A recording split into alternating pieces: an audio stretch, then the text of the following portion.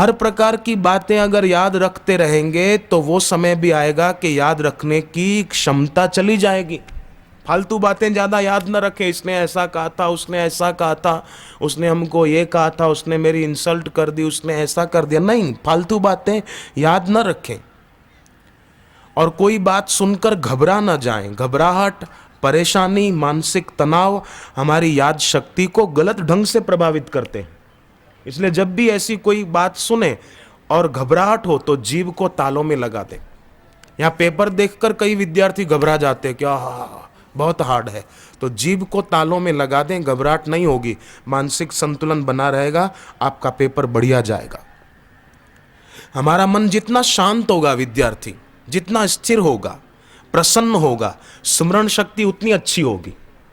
6 बादाम, मिश्री और सौंफ मिलाकर चबाए और फिर दूध पिए, पर फिर बाद में चिंता भी करता रहे तो ये बादाम भी बेचारी क्या करेगी, मिश्री क्या करेगी, दूध बेचारा क्या करेगा।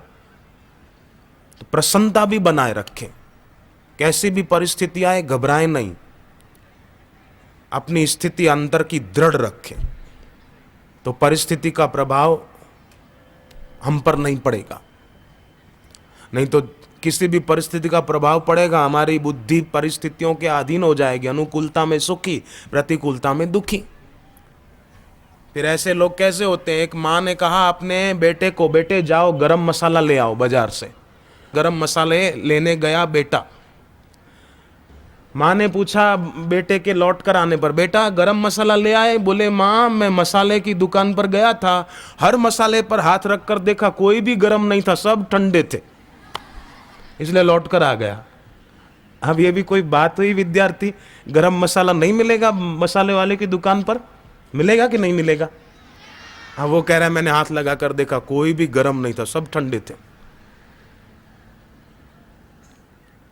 इसमें बुद्धि चाहिए, बुद्धि आगे रखनी चाहिए, काम पीछे करना चाहिए।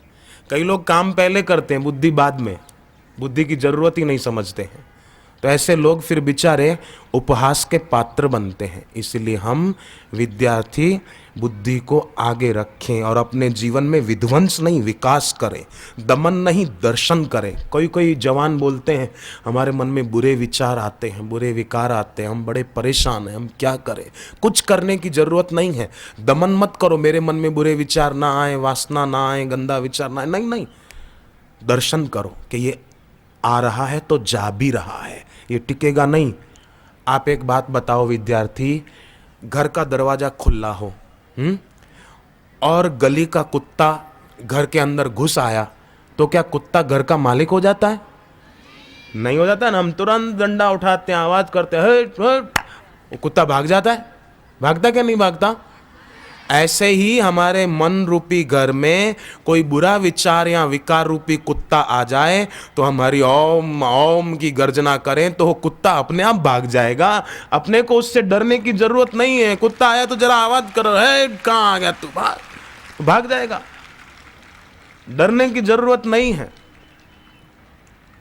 घबराने की जरूरत नहीं है, वीर बनने की जरूरत है। हम चाहें तो क्या नहीं हो सकता। बीती हुई बातों को ज्यादा याद मत रखो। पेड़ होता है ना, पेड़ आपने देखा है, पुराने पत्ते छोड़ देता है तो उसमें नए पत्ते कितने बढ़िया आते हैं, कोपलें कैसी फूटती हैं। सांप कैंचुली को छोड़ देता है, पर हाँ, इंसान ऐसा है कि पुरानी बातें याद करता रहता है, ऐसा हुआ, मैं तो दुखी, मैं तो परेशान, मेरे भाग्य में होगा तो मैं पास हूं। नहीं नहीं, अपने जीवन में हिम्मत रखें, बीती हुई बातों को भूल जाएं। स्कूटर चलाना हो, बाइक चलानी हो, कार चलानी हो, तो क्या पीछे देखकर चलाओगे कि आगे देखकर चलाओगे? कोई पीछे देखकर बाइक चलाए तो वो गिरेगा कि नहीं गिरेगा? एक शिक्षक ने क्लास में बच्चों को पूछा कि बच्चों बताओ, एक वाड़े में 25 भेड़ें अंदर है। भेड़ होती है जिसकी ऊन निकलती है, भेड़ समझते हैं ना? 25 भेड़ें बंद है, 25 में से 6 कूद कर बाहर भाग गई, तो बताओ बच्चों अंदर कितनी रही? 19। सब बच्चों ने ऐसा ही कहा, 19 19, 25 में से 6 गई तो 19। पर एक विद्यार्थी खड़ा हुआ, उसने कहा साहब 25 में से 6 भाग गई कूद कर तो एक भी नहीं बची। तो शिक्षक बोला क्यों, 19 बची ना? बोले नहीं साहब, आप उनकी गिनती पर ध्यान दे रहे हैं, पर आप उनके स्वभाव पर ध्यान नहीं दे रहे हैं। आप केवल गिनती पर ध्यान दे रहे हैं, आप केवल गणित पर ध्यान दे रहे हैं। आप उन भेड़ों के स्वभाव पर ध्यान दीजिए। भेड़ों का स्वभाव होता है, एक अगर भागेगी तो दूसरी भी उसके पीछे भाग जाएगी, तीसरी भी भाग जाएगी, चौथी, पांचवी, छठी, 25 से भाग जाएगी। रहे कि नहीं? 25 में से आपने तो पूछा 6 गई तो कितनी बची? मैं कहूं एक भी जाए ना 25 में से तो 24 उसके पीछे चली जाएगी। गिनती पर ध्यान नहीं दो, उनके स्वभाव को भी देखो। तो जो दूसरों का अनुकरण करते हैं ना, वो समझो भेड़ों के पड़ोसी हैं या उन्हीं की परंपरा के हैं। इसने किया तो मैं भी करूं, इसने फैशन किया तो मैं भी करूं, इसने ये ड्रेस पहना तो मैं भी ऐसा पहनूं, ये डिस्को करते हैं मैं भी करूं, ये फिल्म देखते हैं तो मैं भी देखूं। नहीं, हम पशु नहीं हैं, हम इंसान हैं, हम मनुष्य हैं। मनुष्य पर पाशवी वृत्तियां, पाशवी विचार, विकार हावी क्यों हो जाएं? अपना मनोबल प्राणायाम, ध्यान, आसन आदि के द्वारा दृढ़ करना चाहिए। और ध्यान मूलम गुरु मूर्ति। मैं तो आप सभी विद्यार्थियों से प्रार्थना करूं, जो करते हैं बाल संस्कार केंद्रों में जो जाते हैं वो तो करते होंगे, पर जो नहीं करते हैं उन विद्यार्थियों से मैं कहूं कि एक प्रयोग आप घर पे जाते ही शुरू कर दो। कौन सा प्रयोग? कि अपने गुरुदेव की तस्वीर को ऊंचा नहीं, नीचा नहीं, आंखों के ठीक सामने रखकर उसको एक टक देखो और मन में जो प्रार्थना करनी है करो। देखो आपके वो काम कैसे सिद्ध होते हैं, देखो आप सफलता की ऊंचाइयों पर कैसे पहुंचते हैं। रोज ये प्रयोग करें। आंखों में जलन होगी, आंखों से पानी निकलेगा, डरना नहीं। जब आंखों से खूब आंसू निकलने लगे तब आंख बंद कर लेना और फिर अपना संकल्प दोहराना जो आप चाहते हैं। देखो कैसे बिगड़े काम संवरते हैं। आपके पिताजी को भी फिर काम धंधे में खूब बरकत पड़ेगी और आप भी विद्या के क्षेत्र में खूब सफल होंगे। ये प्रयोग ऐसा दिव्य है। देखो, आप एक बात बताना, फूल का फोटो खींच सकते हैं पर फूल की सुगंध का फोटो खींच सकते हैं? धरती का फोटो खींच सकते हैं, मिट्टी का फोटो खींच सकते हैं, पर धरती में जो रस है, जो मिर्ची को तीखा बनाता है, गन्ने को मीठा बनाता है, क्या उसका फोटो आप खींच सकते हैं? नहीं खींच सकते। शहद की तस्वीर खींच सकते हैं, पर शहद में जो मिठास है उसकी तस्वीर खींच सकते हैं? नहीं खींच सकते। शरीर का फोटो खींच सकते हैं, पर शरीर के अंदर जो आत्मा है उसकी फोटो खींच सकते हैं? सूर्य की तस्वीर खींच सकते हैं, पर सूर्य की किरणों में कितनी शक्ति है उसकी तस्वीर खींच सकते हैं? ऐसे ही गुरु की तस्वीर खींच सकते हैं, पर गुरु के अंदर शक्ति कितनी है वो तस्वीर नहीं खींच सकते, उसका अनुभव कर सकते हैं। फूल की सुगंध की तस्वीर नहीं ले सकते, सुगंध का अनुभव कर सकते हैं। क्या हाँ, बहुत सुगंध है। ऐसे ही गुरु की शक्ति का हम अनुभव कर सकते हैं इस प्रयोग के द्वारा। गुरु की तस्वीर ऊंची नहीं, नीची नहीं, आंखों के ठीक सामने रखकर उसको एक टक देखें। भगवत गीता लिखा हुआ हो कहीं पर, श्रीमद् भगवत गीता, तो उस पर नजर तो अनपढ़ की भी पड़ेगी और पढ़े हुए व्यक्ति की भी पड़ेगी। पर अनपढ़ व्यक्ति उसको देखेगा तो उसको कुछ समझ में नहीं आएगा कि क्या है, पर पढ़ा लिखा आदमी देखेगा तो अरे श्रीमद् भगवत गीता, आहा, भगवान की वाणी है भगवत गीता, ऐसा उसके मन में विचार आएगा।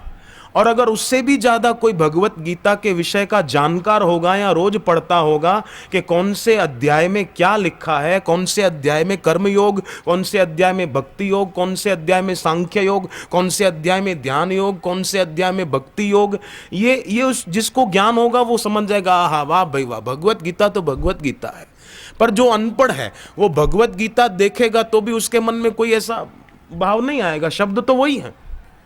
ऐसे ही जो अश्रद्धालु है वो सद्गुरु के दर्शन करने पर भी उनसे लाभ नहीं उठा पाएगा, पर जो श्रद्धालु है वो गुरुदेव के दर्शन से लाभ उठा लेता है, पुण्य कमा लेता है, अपना हृदय पवित्र कर लेता है।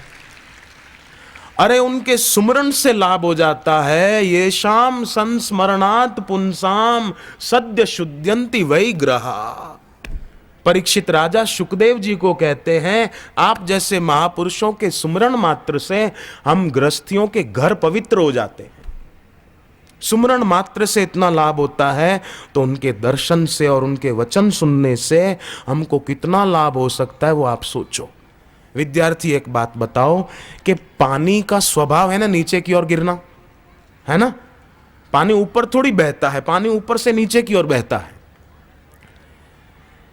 परंतु पानी को ऊंचा भी उठाया जा सकता है। हम पंप लगा दें, मशीन लगा दें तो पानी ऊपर टंकी भर लेते हैं ना हम लोग। ऐसे ही अगर हम गुरु मंत्र का, सरस्वती मंत्र का जप करें तो हमारे मन की शक्ति वो ऊंची उठती है और हमें बाहर भी ऊंचाइयों को पहुंचाती है। गुरुदेव के मंत्र में, सारस्वत मंत्र में इतनी शक्तियां छुपी हुई है, भरी हुई है।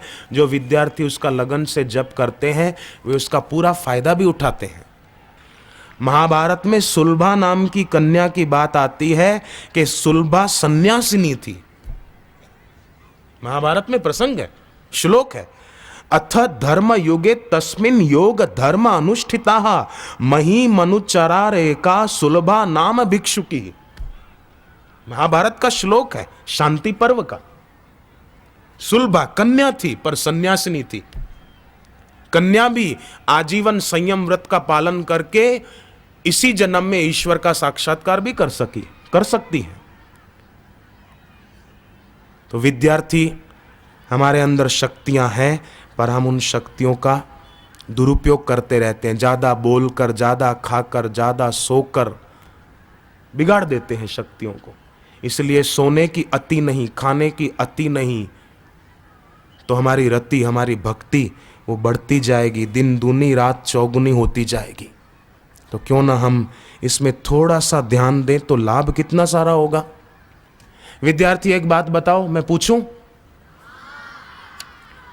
रसोई घर में जो तेल होता है, घी होता है ना रसोई घर में, तो वो तेल और घी क्या हाथ पैर धोने के लिए होता है? अच्छा, घर में गंगा जल रखते हैं ना, तो वो गंगा जल क्या कुल्ला करने के लिए होता है? नहीं होता ना। जैसे रसोई घर में रखा हुआ तेल और घी हाथ पैर धोने के लिए नहीं होता, भोजन बनाने के लिए होता है। घर में रखा हुआ गंगा जल वो कुल्ला करने के लिए नहीं बल्कि आचमन लेने के लिए होता है। ऐसे ही ये मनुष्य जन्म बर्बाद करने के लिए नहीं है, सत्संग में जाकर सार्थक करने के लिए है, अपना कल्याण करने के लिए है।